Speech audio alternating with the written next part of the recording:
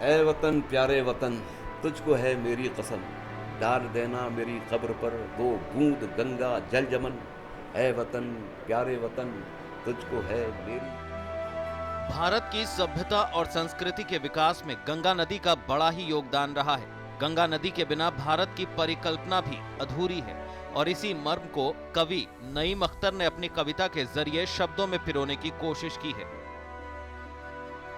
पीड़ाएं पूरे देश के अंदर गंगा को लेकर है और हमारी भारत सरकार भी चिंतित है। इसी संदर्भ में, इसी आशय से मैंने ये गंगा जल का विस्तार हुआ और गंगा जल पुस्तक मैंने लिखी।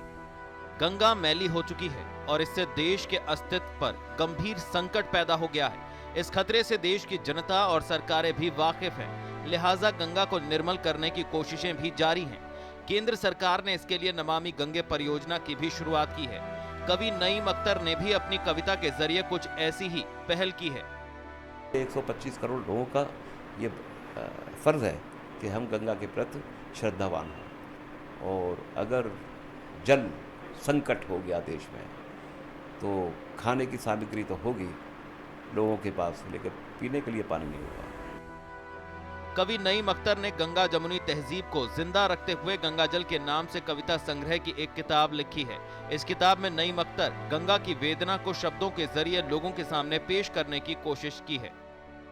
कुछ समय पहले इस देश में सहिष्णुता और असहिष्णुता को लेकर एक लंबी बहस चली। तब कहा गया कि देश का माहौल खराब हो चुका है।